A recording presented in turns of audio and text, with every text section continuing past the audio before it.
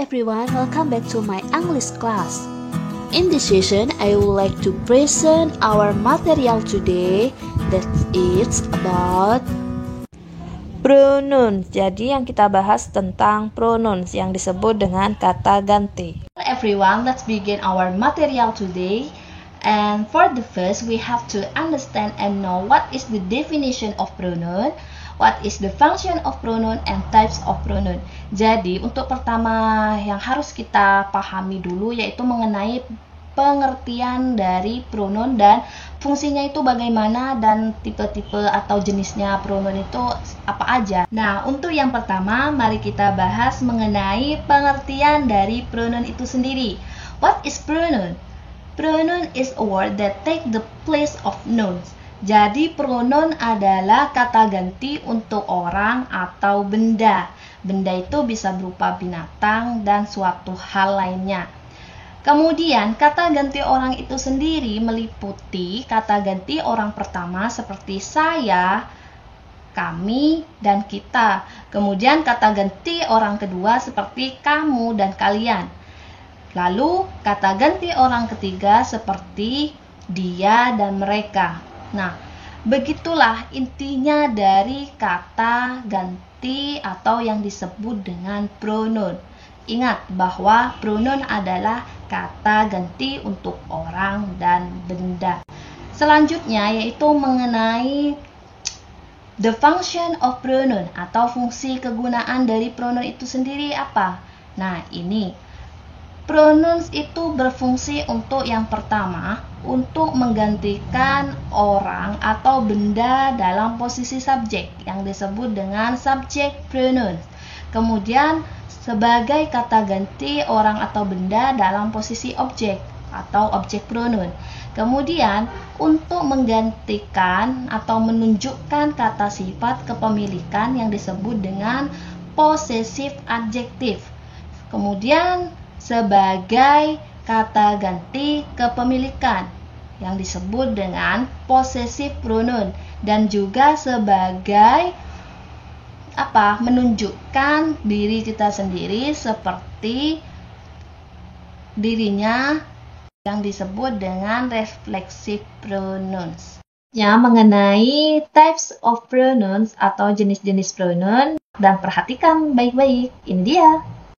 Well everyone, mari kita lihat macam-macam dari pronoun atau kata ganti. Yang pertama yaitu subjective pronoun, kata ganti sebagai subjek terdiri dari I, you, they, we, he, she, it. Kemudian yang kedua objective pronoun, kata ganti untuk objek yang terdiri dari me, you, them, us, him, her, and it. Kemudian ada possessive adjective sebagai penunjuk sifat kepemilikan yang terdiri dari my, your, their, our, his, her, and its. Kemudian ada possessive pronoun atau kata ganti kepemilikan yang terdiri dari mine, yours, theirs, ours, his, her, and its. Dan yang terakhir yaitu reflexive pronoun atau sebagai penunjuk diri sendiri yang terdiri dari myself, yourself, themselves, ourselves, himself, herself, and itself. Terkadang kalian masih bingung apa yang akan kalian gunakan ketika ingin mengucapkan saya, dan analisisnya ketika saya itu berperan sebagai subjek maka kalian gunakan yang ada pada tabel, berarti I. Kalau kalian ingin mengucapkannya sebagai objek maka kalian menggunakan di tabel objective pronoun yaitu me. Nah, mari kita bahas bersama mengenai satu persatu penggunaannya.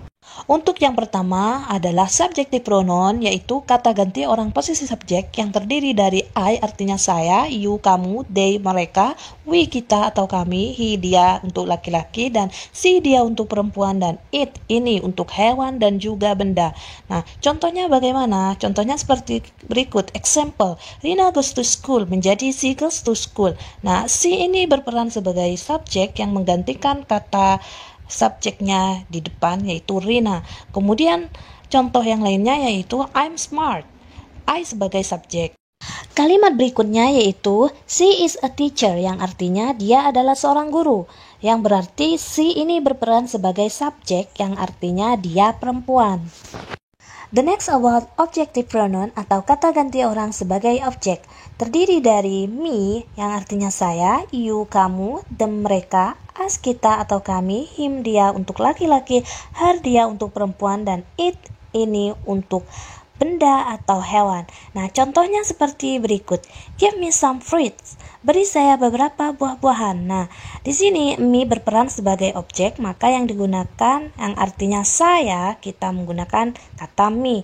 Kemudian I know her, saya tahu dia. Dia itu berarti dia perempuan, maka kita gunakan kata her sebagai objeknya. Please call him, tolong panggilkan dia. Dia ini berperan sebagai laki-laki, maka kita menggunakan objektif pronoun yang him. Nah, begitulah contohnya. Selanjutnya mengenai possessive adjective, yaitu penunjuk sifat kepemilikan yang terdiri dari my, your, their, our, his, her, and its. Nah, bagaimana penulisannya? Kita ikuti rumus seperti yang pertama, tulis dulu possessive adjektifnya, kemudian plus noun atau kata benda. Contohnya seperti my bag, artinya tasku. My di sini berperan sebagai possessive adjective dari saya, dan bag berperan sebagai noun, kata benda. Jadi my bag artinya tasku. Nah, kita lihat contohnya pada kalimat berikut. My cat is black, kucingku berwarna hitam. My cat, di sini my berperan sebagai possessive adjective, kemudian diikuti kata benda yaitu hewan, kucing, cat. Maka menjadi my cat is black. Kemudian contoh yang kedua yaitu she is our English teacher. She is our English teacher, dia adalah guru bahasa Inggris kita. Nah, our berperan sebagai possessive adjective dan diikuti kata benda sebagai English teacher, yaitu guru bahasa Inggris kita. Berikutnya yaitu possessive pronoun adalah kata ganti untuk kepemilikan yang terdiri dari mine, artinya milikku atau punyaku, yours, milikmu, theirs, milik mereka, ours, milik kita, his, milik dia laki-laki, hers, milik dia untuk perempuan, dan its, miliknya untuk hewan atau benda.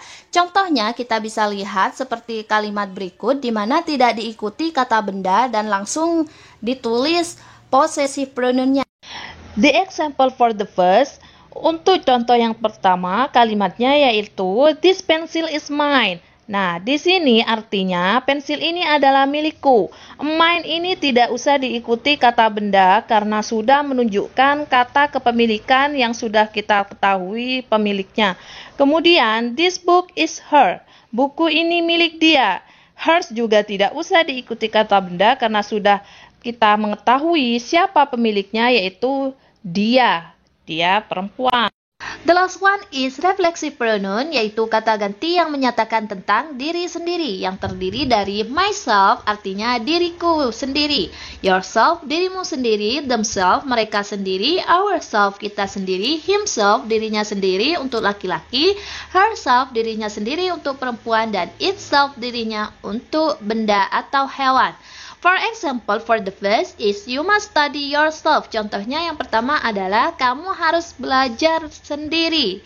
Nah, di sini yourself berperan sebagai reflexive pronoun. Kemudian contoh yang kedua adalah I did my homework myself. Saya mengerjakan tugas sendiri. Nah, itulah contoh dari reflexive pronoun. Do you understand? Yes, I understand. Thank you. And now, let's see the exercise number 1 up to 5. Nah, di sini kita lihat ada soal 1 sampai 5. Kalian tentukan pronoun mana yang benar menurut kalian pahami dan kalian mengerti.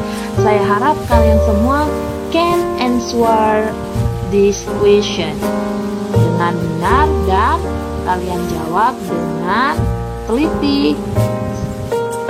Well everyone, that's all explanation about the pronoun for today, and I hope you all can understand what I tell you. Don't forget to subscribe, like, share, and comment. Jangan lupa jika ada pertanyaan ditulis di kolom komentar. Thank you for watching and see you next time. Bye bye.